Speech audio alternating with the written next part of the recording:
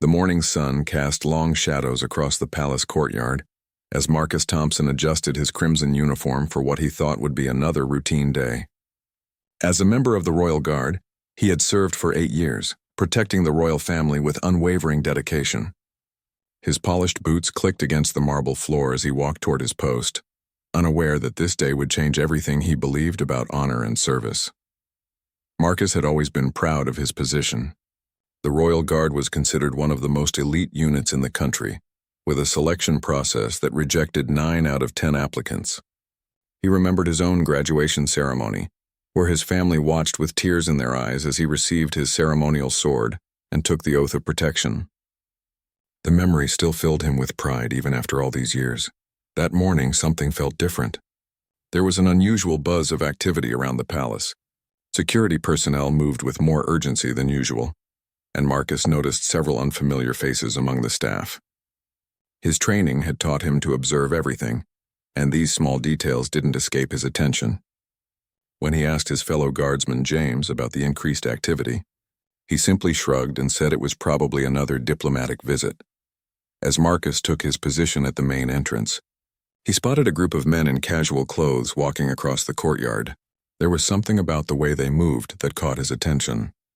They walked with a confidence and precision that seemed almost military, but they weren't wearing any uniforms.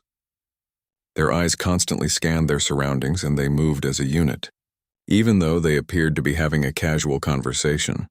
The leader of the group was a tall man with graying hair and weathered features.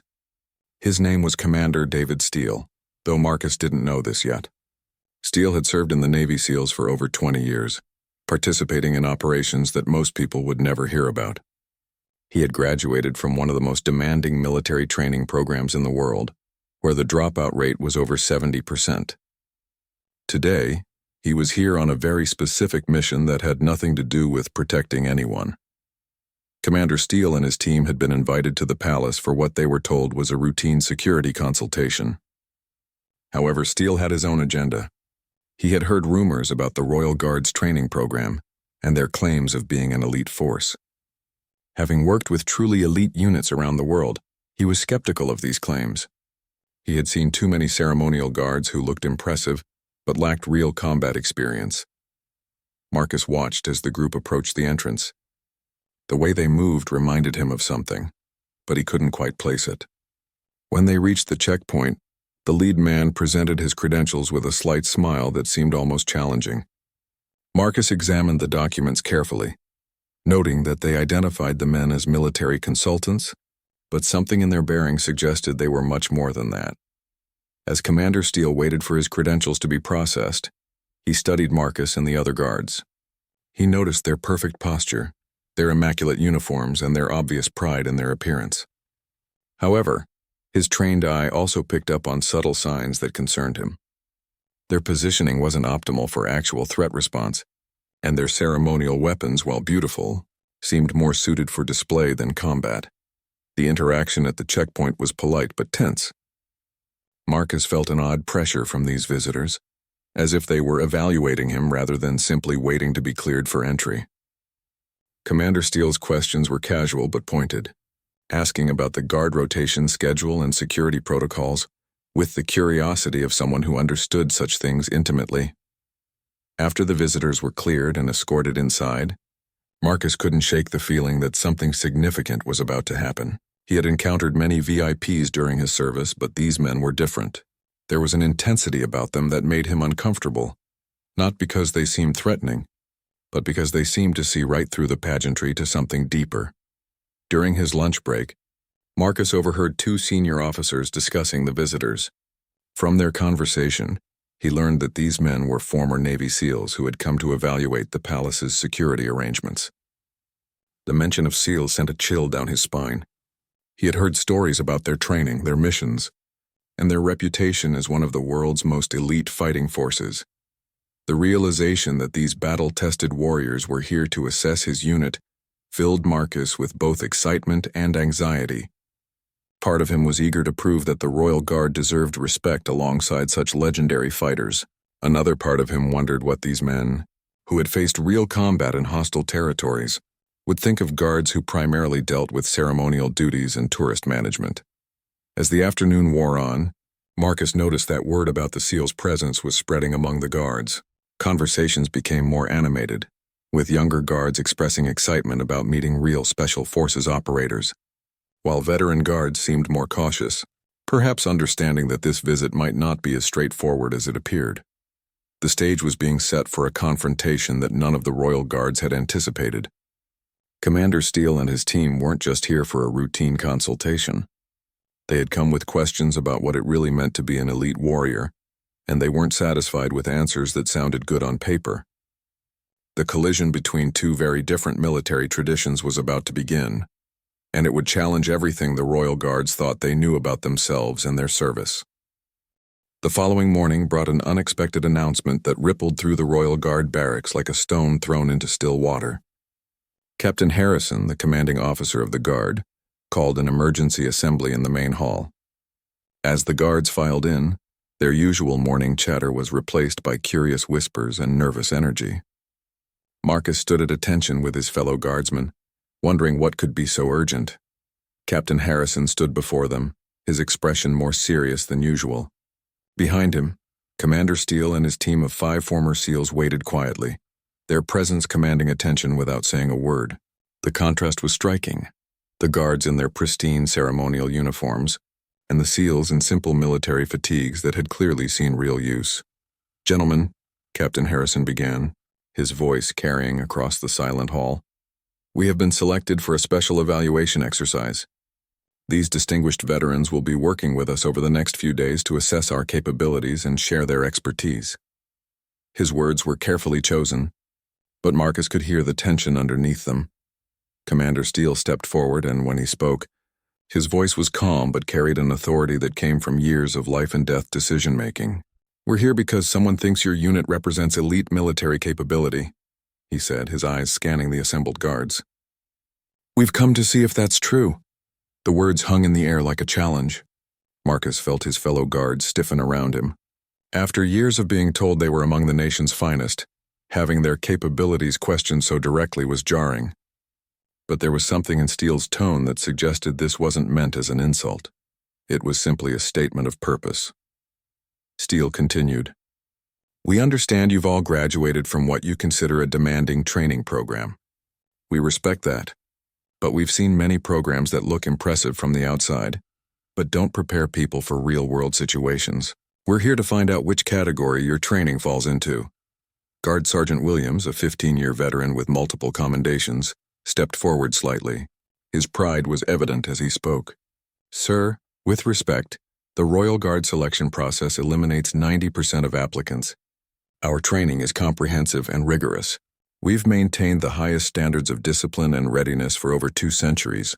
One of Steele's team members, a compact man with intense eyes named Rodriguez, smiled slightly. 90% washout rate sounds impressive, he said. SEAL training has about a 75% attrition rate. But the question isn't how many people quit. It's what the people who stay are actually capable of doing when everything goes wrong. The tension in the room was palpable. Marcus could feel his fellow guards bristling at the implied criticism. These were men who had dedicated their lives to service, who took immense pride in their traditions and capabilities. Being questioned by outsiders, even highly respected ones, struck at the core of their identity. Commander Steele seemed to sense this tension. "Look, we're not here to humiliate anyone or tear down what you've built, but we've been asked to evaluate whether this unit could function effectively in a real crisis situation. That means we need to see what you can actually do, not just what your graduation certificates say you can do." Another SEAL, a tall African-American man named Jackson, added, "We've worked with palace guards in other countries. Some were excellent warriors hiding behind ceremonial duties. Others were just for show. We're hoping you're the first type, but we won't know until we see you in action." The question started immediately. "When was the last time any of you fired your weapon in a tactical situation?" Steele asked. The silence that followed was telling. Most of the guards' experience with their firearms was limited to target practice and ceremonial functions. "Have you ever had to make a split-second decision about whether someone approaching the palace was a threat or just a confused tourist?" Rodriguez inquired. Again, While the guards had protocols for such situations, their actual experience was limited. Marcus found himself thinking about his own training and experience. He had graduated at the top of his class, excelled in all the required skills, and had served with distinction. But as he listened to the SEAL's questions, he began to realize that there might be a significant gap between what he had been trained for and what real-world threats might require. The Royal Guard's training had focused heavily on tradition, ceremony, and protocol. They learned to march in perfect formation, to present arms flawlessly, and to maintain discipline under the watchful eyes of tourists and dignitaries. Their physical fitness standards were high, and their knowledge of security procedures was thorough. But suddenly, Marcus wondered if any of this would matter in a genuine emergency. Guardsman Peterson, one of the younger members of the unit, raised his hand tentatively. "Sir, what exactly do you want us to prove? We know our duties, we know our protocols, and we've trained for various threat scenarios." Steele nodded approvingly at the question. "That's exactly what we want to find out. Tomorrow we're going to run some exercises. Nothing too complicated, just basic tactical situations that any security force might face. We want to see how you think, how you react, and how you work together when things don't go according to the manual." The announcement sent a buzz through the assembled guards. Some looked excited at the prospect of proving themselves to such legendary warriors. Others appeared nervous, perhaps realizing that their ceremonial training might not have prepared them for whatever the SEALs had in mind. As the assembly broke up, Marcus overheard fragments of conversations among his fellow guards. Some were confident, talking about showing these SEALs what the Royal Guard was really made of.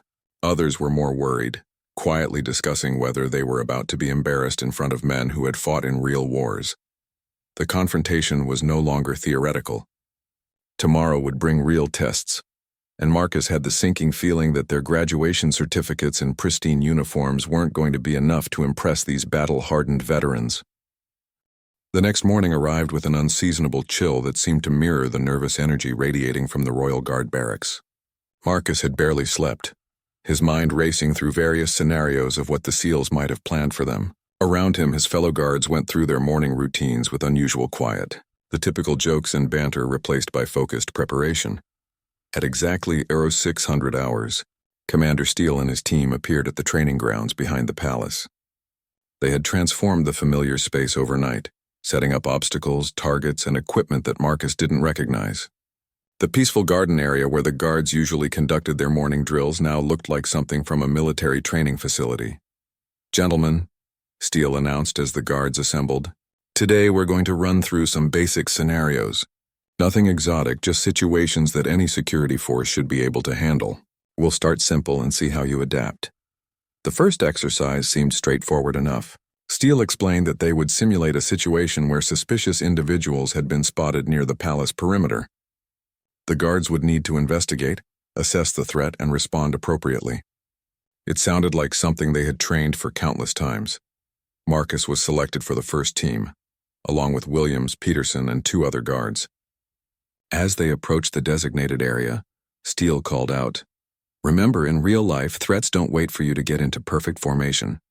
They don't announce themselves politely, and they definitely don't follow your protocol manual." The scenario began simply. The guards moved in their standard formation toward the area where the suspicious activity had been reported. They maintained proper spacing, communicated through established hand signals, and approached with textbook precision. Marcus felt confident. This was exactly what they had trained for. Then everything changed. Without warning, loud noises erupted from multiple directions. Smoke began filling the area, reducing visibility to just a few feet. Shouting voices came from different locations, some calling for help, others making threats. The carefully controlled exercise had suddenly become chaos. Marcus felt his training kick in, but something was wrong.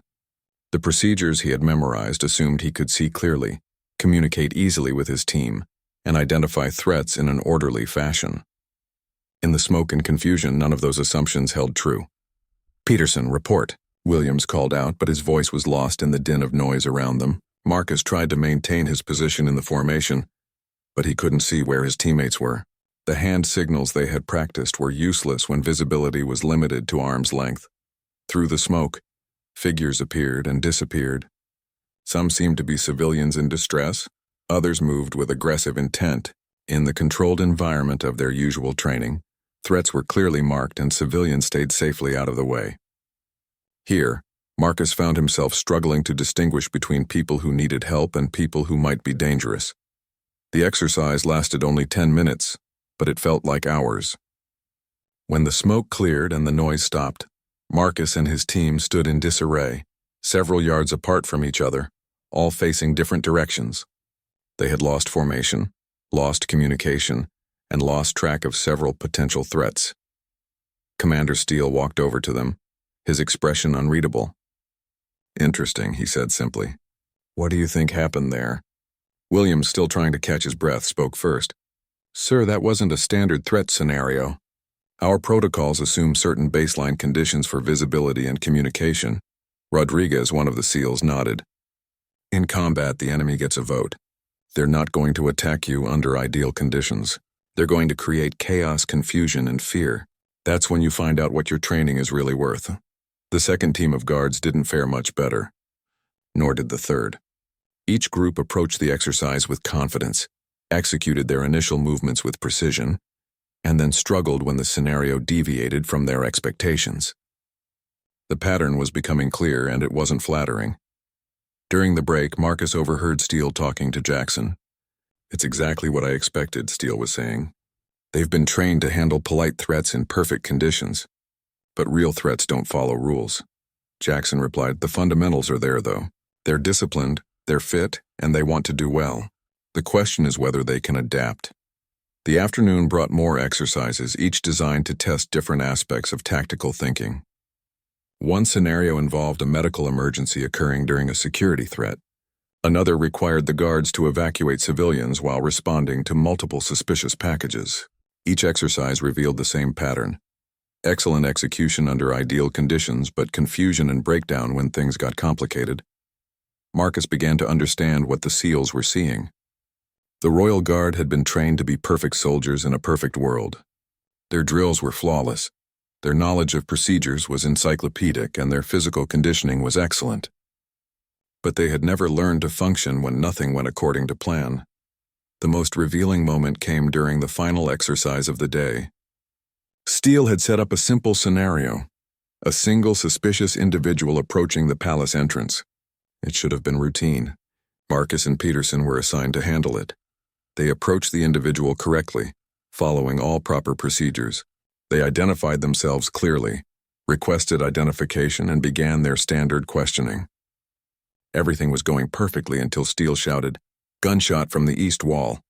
The sudden announcement of a threat from a different direction should have triggered specific protocols. Marcus knew exactly what the manual said to do. But in the moment, with adrenaline flooding his system and the uncertainty of whether this was part of the exercise or a real emergency, he froze. Peterson reacted faster, turning toward the reported threat, but in doing so, he lost sight of the suspicious individual they had been questioning. In a real situation, this person could have been a distraction while the real attack came from elsewhere. They had fallen for one of the oldest tactical tricks in the book. When the exercise ended, Marcus felt a mixture of frustration and embarrassment. These weren't impossible scenarios the SEALs had created. They were realistic situations that any security force might face. Yet the Royal Guard, despite all their training and pride, had struggled with each one. Commander Steele gathered all the guards together as the day concluded. "Today wasn't about pass or fail," he said. "It was about understanding the difference between training for perfection and training for reality.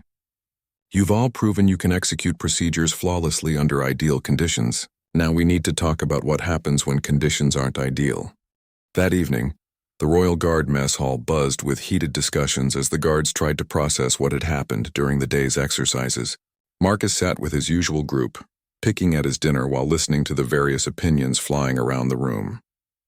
The mood was a complex mixture of wounded pride, genuine confusion, and growing anger. "They set us up to fail," complained Guardsman Collins, his voice carrying across several nearby tables. "Those scenarios were designed to make us look incompetent. No security force could have handled those situations perfectly." Several guards nodded in agreement, but Marcus noticed that the veterans remained mostly quiet. Sergeant Williams sat at the head of one table, staring thoughtfully at his untouched meal. When younger guards looked to him for validation of their complaints, he simply shook his head. "I've been thinking about today," Williams finally said, his voice cutting through the chatter.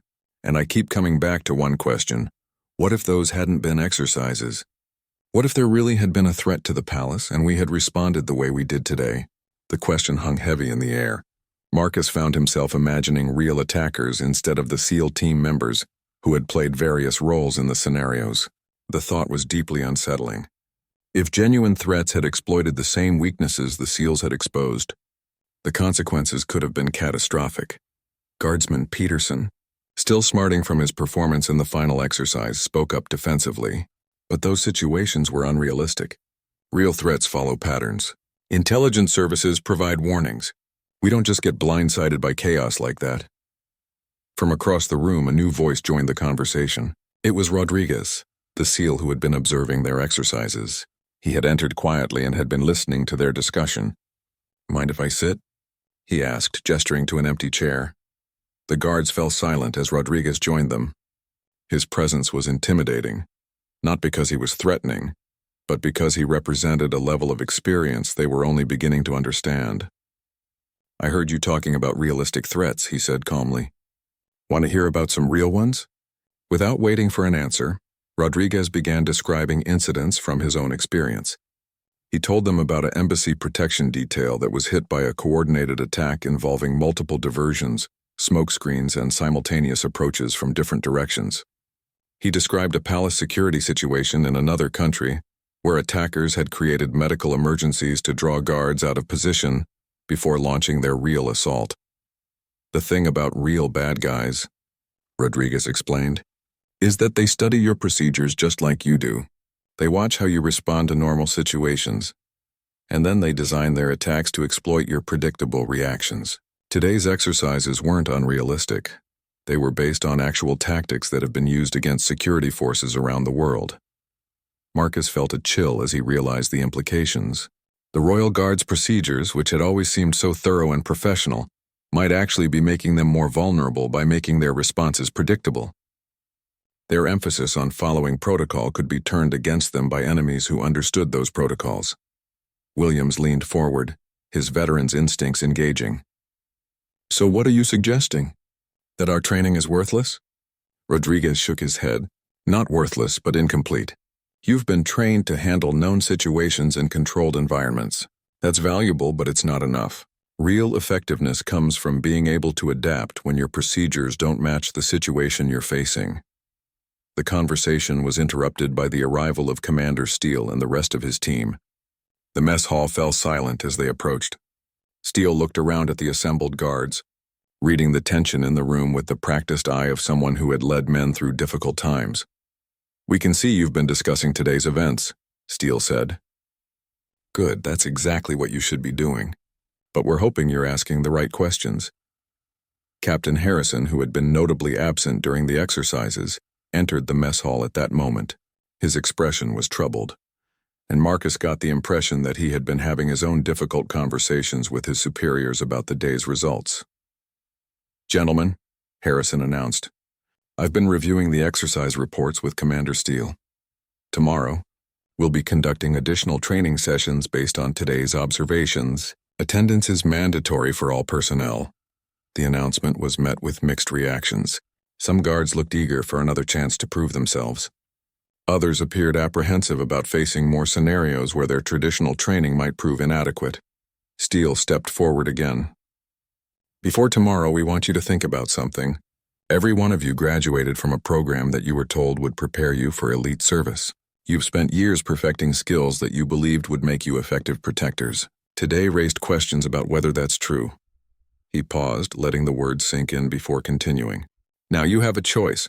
You can decide that the problem is with our exercises, that we're being unfair or unrealistic, or you can decide that maybe there are things you still need to learn. One of those choices leads to growth and improvement. The other leads to stagnation and vulnerability." Jackson, another of the SEALs, added, "We've seen this reaction before. Every unit we've worked with goes through the same process. First shock, then anger, then either acceptance or denial. The units that choose acceptance become better. The ones that choose denial stay the same." Marcus found himself thinking about his graduation day again, but this time the memory felt different. He had been so proud of completing the Royal Guard training, of earning his place among what he had been told was an elite force. But what if his graduation had marked the end of his real learning, instead of the culmination of it? The mess hall gradually emptied as guards drifted away to their quarters, each lost in their own thoughts. Marcus lingered, watching as the SEALs discussed something quietly among themselves. He caught fragments of their conversation, words like potential, adaptation, and breakthrough. As he finally headed to his room, Marcus overheard Rodriguez saying to Steele, "They're starting to ask the right questions. Tomorrow should be interesting." The comment stuck with Marcus as he lay in his bunk that night. What were the right questions? Was his training adequate for real threats? Had his graduation actually prepared him for the responsibilities he had accepted? And most importantly, if the answers to those questions were uncomfortable, what was he prepared to do about it? Outside his window, the palace lights cast familiar shadows across the courtyard. Everything looked the same as it had for years. But Marcus was beginning to understand that looking the same and being the same were two very different things. Tomorrow would bring new challenges, and for the first time since joining the Royal Guard, he wasn't sure if he was ready for them. Dawn broke gray and overcast, matching the somber mood that had settled over the Royal Guard barracks overnight. Marcus arrived at the training grounds early, hoping to get a few minutes to mentally prepare for whatever the SEALs had planned. Instead, he found Commander Steele already there, standing quietly and studying the palace walls with the intense focus of someone seeing them for the first time. "You're up early," Steele observed, without turning around. "Couldn't sleep?" Marcus hesitated, then decided on honesty. "I kept thinking about yesterday. About whether we're really as prepared as we thought we were." Steele nodded approvingly. "That's the question that separates good soldiers from great ones. Most people stop learning the day they graduate. The best ones realize that graduation is just the beginning." As other guards began arriving, Steele gathered them together for what he called a conversation rather than a briefing. "Yesterday exposed some gaps in your preparation," he began. "Today we want to understand why those gaps exist and what we can do about them." Instead of immediately launching into another exercise, Steele did something unexpected. He asked the guards to describe their training program in detail. What had they learned? How had they learned it? What did they think their training had prepared them for? Sergeant Williams spoke first, outlining the comprehensive curriculum that all Royal Guards completed. Physical fitness, weapons training, protocol and ceremony, security procedures, emergency response, and leadership development. The program was extensive and demanding, requiring 2 years to complete. "Impressive," Steele acknowledged. "Now let me ask you this, how much of that training involved making decisions under stress when you didn't have complete information?" The question revealed a fundamental flaw in their preparation. Almost all of their training had been conducted in controlled environments, where the problems were clearly defined, and the correct responses were known in advance.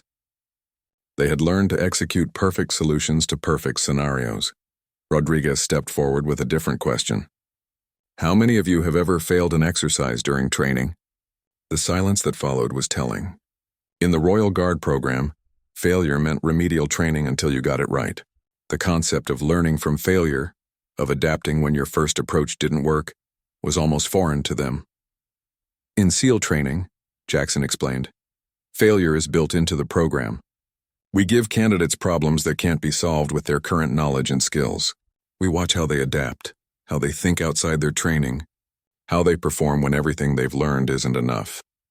The conversation was interrupted by the arrival of Captain Harrison, who had brought with him several senior palace officials. Marcus recognized the Chief of Palace Security and the Deputy Minister of Defense among the group. Their presence added weight to what was happening. This wasn't just a training exercise anymore. Commander Steele acknowledged the officials with a respectful nod, then continued addressing the guards. "Gentlemen, we're going to try something different today. Instead of testing your ability to follow procedures, we're going to test your ability to think." The first scenario was deceptively simple. Steele described a situation where intelligence reports indicated a possible threat to the palace, but the information was vague and contradictory. Some sources suggested the threat would come during a public ceremony. Others indicated it might target the private quarters. The timing was uncertain and the nature of the threat was unclear. "Your job," Steele explained, "is not to follow a specific protocol, because there isn't one that fits this situation. Your job is to figure out how to keep the palace secure when you don't know exactly what you're protecting against." Marcus found himself selected for the first response team, along with Williams and 4 other guards. As they huddled together to discuss their approach, he realized this was unlike any training scenario he had ever faced. There was no manual to consult, no standard operating procedure that applied directly. Williams, drawing on his years of experience, began by asking the right questions. What resources did they have available? What were the most likely target areas? How could they maximize their coverage while maintaining flexibility to respond to unexpected developments? As they worked through the problem, Marcus noticed something remarkable happening. Without the constraints of following predetermined procedures, the guards began thinking creatively. Peterson suggested positioning additional personnel in civilian clothes to blend with crowds and provide early warning. Collins proposed using the palace's maintenance staff as additional eyes and ears throughout the building. When they presented their plan to Steele and the observing officials, the response was markedly different from the previous day. Steele nodded approvingly at several points and even offered suggestions for improvement, rather than criticism of failures. "Much better," Steele said when they finished. "You identified the key unknowns, allocated your resources thoughtfully, and built in flexibility to adapt as new information became available. That's the kind of thinking that wins in real situations." The subsequent teams tackled variations of the same scenario, each group building on the insights from the previous presentations. Marcus watched as his fellow guards began to shed their rigid adherence to protocol and started thinking like tactical problem solvers. The breakthrough moment came during the afternoon session. Steele presented a complex scenario involving multiple possible threats, limited resources, and time pressure. Instead of assigning individual teams, he told all the guards to work together to develop a comprehensive response plan. What followed was unlike anything Marcus had seen in his 8 years with the Royal Guard. Guards who normally followed strict hierarchical communication patterns began collaborating freely. Junior personnel offered insights that senior members hadn't considered. The emphasis shifted from following orders perfectly to solving problems effectively. Guardsman Thompson, normally one of the quieter members of the unit, surprised everyone by identifying a potential vulnerability in the palace's communication systems that could be exploited by attackers. His observation led to a complete revision of their emergency communication procedures. As the session progressed, Marcus realized that something fundamental was changing in how the Royal Guard operated.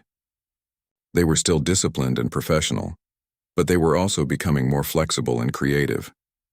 The rigid certainty of their traditional approach was being replaced by a more adaptive mindset.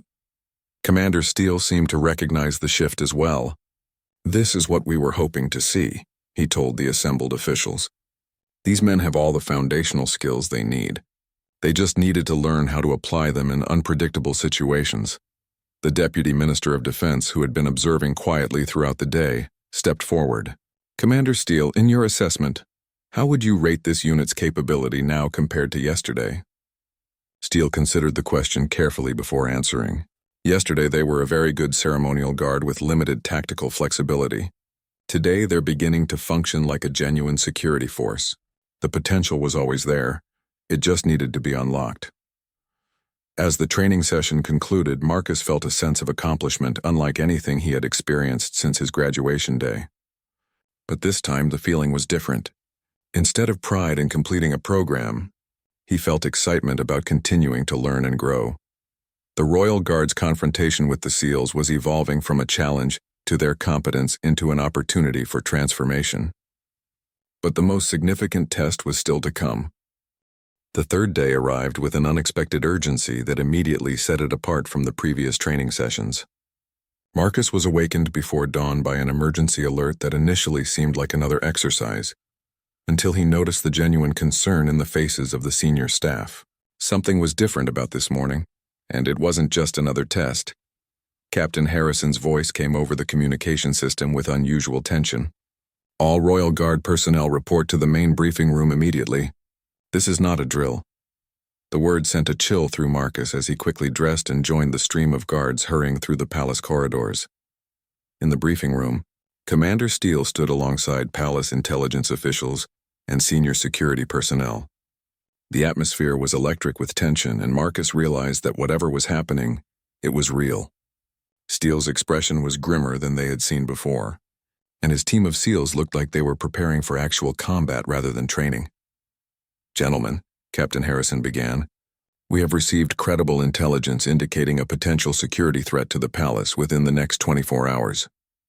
The nature and timing of this threat matches exactly the type of scenarios we've been training for over the past 2 days." The intelligence briefing revealed a complex situation. Multiple sources indicated that a group with hostile intentions had been conducting surveillance of the palace for several weeks.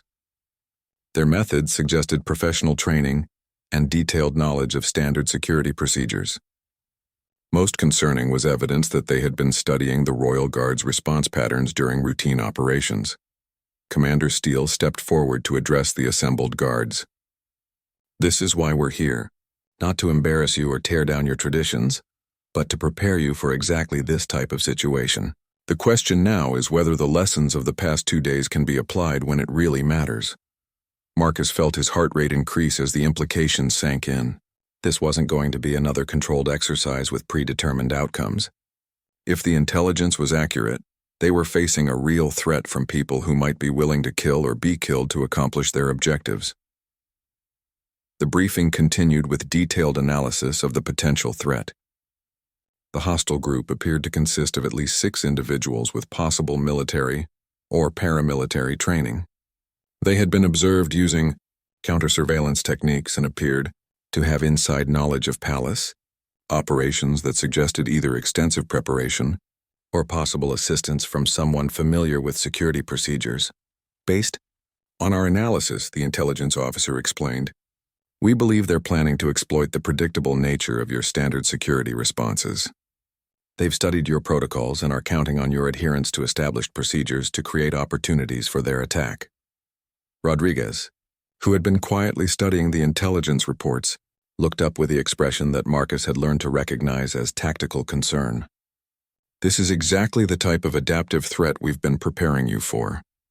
They're not going to attack your strengths, they're going to attack your predictability." The Royal Guards were divided into response teams, but this time, the assignments were different from their traditional structure. Instead of following strict rank hierarchies, Steele organized them based on the tactical thinking abilities they had demonstrated during the previous day's exercises. Marcus found himself assigned as a team leader, a role he had never held in the formal Royal Guard structure. "Your traditional command structure is one of the things they've studied," Steele explained. "By changing up the leadership assignments and response patterns, we create uncertainty in their planning. They've prepared for the Royal Guard they observed, not the Royal Guard you're becoming." The palace was quietly locked down using procedures that differed significantly from the standard protocols. Instead of the visible, formal security measures that the guards usually employed, they implemented a more subtle approach that would be harder for external observers to detect and analyze. Marcus's team was assigned to protect the palace's eastern approach, an area that intelligence suggested might be a target for diversionary activity. As they took their positions, he reflected on how different this felt from their usual duties. Instead of standing at attention in prescribed locations, they were concealed in strategic positions that allowed for flexible response to multiple scenarios. The waiting was the hardest part. Unlike training exercises where the timeline was controlled and the outcomes were known, this situation stretched on with no clear indication of when or if anything would happen. Marcus found himself constantly analyzing their surroundings, looking for signs of surveillance or preparation for attack. Around midday, the first indication of trouble came through their communication system. Observers at the palace perimeter had spotted individuals conducting what appeared to be final reconnaissance of the target area. The suspected hostiles were using techniques designed to test response times and identify security positions. "This is it," Steele's voice came through their earpieces. "Remember everything we've discussed. Stay flexible, communicate constantly, and don't let them dictate the terms of engagement by forcing you into predictable responses." Marcus felt the training of the past 2 days clicking into place in his mind. Instead of relying on memorized procedures, He found himself thinking tactically about his team's options and responsibilities. The uncertainty that had initially been so unsettling was now becoming a tool they could use to their advantage. The attack, when it came, unfolded exactly as the SEALs had predicted it would. Multiple diversionary incidents occurred simultaneously. A medical emergency at the main gate, a suspicious package discovered at the rear entrance, and a group of apparently lost tourists asking detailed questions about palace security at the visitor center. In the past, the Royal Guard would have responded to each incident according to established protocols, deploying personnel from central reserves and following predetermined procedures. But now, trained to recognize the patterns of coordinated attacks, they responded differently. Marcus's team maintained their positions while other teams handled the diversionary incidents with minimal personnel. The majority of the security force remained flexible and ready to respond to the real attack when it was revealed. When armed individuals finally attempted to exploit what they expected to be gaps in the palace defenses, they found themselves facing a prepared and adaptable force instead of the predictable responses they had planned for. The confrontation was over quickly. The attackers, finding their carefully planned approach countered by unexpected responses, were overwhelmed before they could implement their full plan. The real victory wasn't just in stopping the attack, but in demonstrating that the Royal Guard had fundamentally changed their approach to security operations. As the situation was secured and the threat neutralized, Marcus realized that this had been more than just a successful defense. It had been proof that the lessons learned during their confrontation with the SEALs could be applied effectively in real-world situations. The Royal Guard had not just passed a test, they had evolved into something more capable and effective than they had ever been before. 3 weeks after the incident, the palace had returned to its normal routine, but the Royal Guard was forever changed. Marcus stood at his familiar post at the main entrance, wearing the same crimson uniform he had worn for 8 years. To outside observers, everything appeared exactly as it had before the SEALs' visit. But beneath the surface, a profound transformation had taken place. The morning briefing session had become a forum for tactical discussion rather than just the recitation of orders and protocols. Guards who had once focused solely on ceremonial precision now actively analyzed potential security scenarios and discussed adaptive responses. The rigid hierarchy remained intact for formal purposes, but decision-making had become more collaborative and flexible. Commander Steele had departed the previous week, but his impact on the Royal Guard would last indefinitely. Before leaving, he had conducted a final assessment that he shared with the palace leadership and the guards themselves. His conclusions would be remembered by everyone who heard them. "When we arrived," Steele had said in his farewell address, "we found a unit that had confused graduation with education, ceremony with capability, and procedures with preparedness. We're leaving behind a unit that understands the difference between all of those things." The 6 guardsmen whose reactions had prompted Steele's visit in the first place had each responded differently to the experience. Marcus had embraced the new approach completely, volunteering for additional tactical training and working to help other guards adapt to the changed expectations. His transformation from ceremonial guard to tactical thinker had been noticed by his superiors, and he was being considered for promotion to a leadership role. Sergeant Williams, the veteran with 15 years of service, had initially struggled with the changes. His investment in the traditional ways ran deep, and questioning those traditions had been difficult. But his experience and wisdom had ultimately made him one of the most effective advocates for the new approach. Younger guards looked to him for guidance on how to balance respect for tradition with the need for tactical effectiveness. Guardsman Peterson had surprised everyone, including himself, by displaying a natural talent for tactical innovation. His suggestions during training exercises had consistently been among the most creative and effective. The confidence he had, gained from the experience, had transformed him from a quiet follower into an active contributor to the unit's discussions and planning. Collins, who had initially been the most resistant to criticism, had undergone perhaps the most dramatic change. The realization that his graduation had not actually prepared him for real threats had been a shock, but it had motivated him to become one of the most dedicated students of tactical principles. His former arrogance had been replaced by genuine humility and a hunger for continued learning. Thompson had used the experience as an opportunity to develop specialized expertise in threat assessment and intelligence analysis. His quiet nature, which had once been seen as a limitation, proved to be an asset in gathering and analyzing information about potential security threats. The sixth guardsman, Rodriguez, who shared a name with one of the SEALs, had initially struggled with the psychological impact of discovering his limitations. But with support from his fellow guards and additional training, he had developed into one of the unit's most reliable tactical operators. The changes in the Royal Guard had not gone unnoticed by the palace administration. The Deputy Minister of Defense had issued a formal report praising the unit's enhanced capabilities and recommending that similar training be implemented for other security forces throughout the country. The success in defending against the real threat had provided concrete evidence that the new approach was not just theoretical, but practically effective. Captain Harrison had perhaps undergone the most significant change of all. As the commanding officer, he had initially felt that the SEAL's criticism reflected poorly on his leadership. But he had come to understand that adapting to new realities was a mark of strong leadership rather than an admission of failure. His willingness to change had earned him increased respect from both his subordinates and his superiors.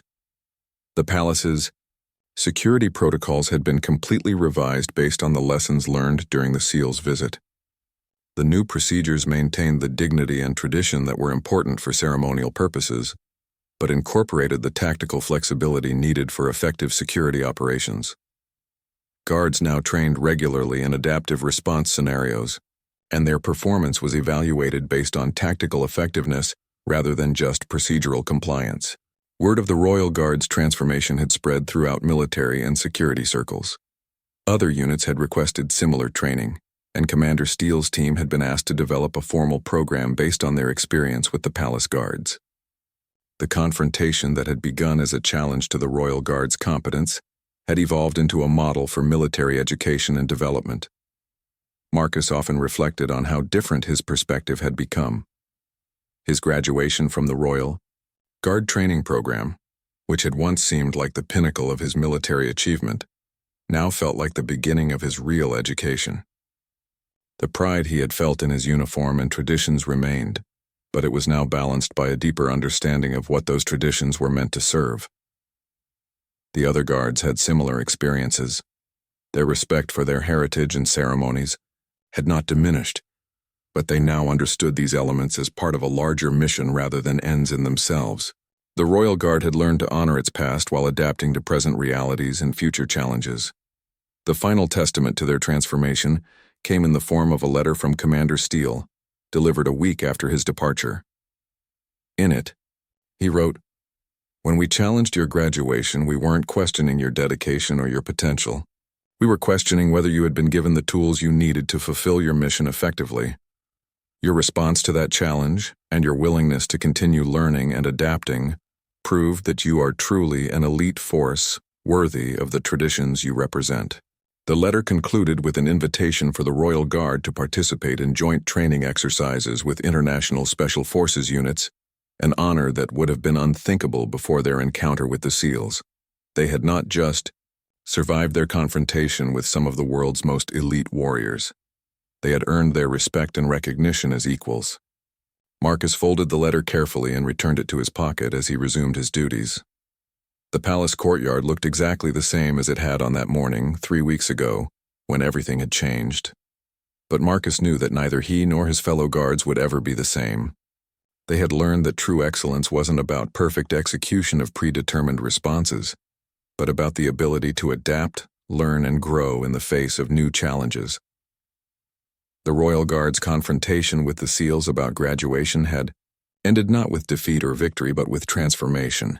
6 guardsmen's reactions had indeed left everyone speechless, not because they had failed but because they had demonstrated the courage to change and the wisdom to embrace continuous learning.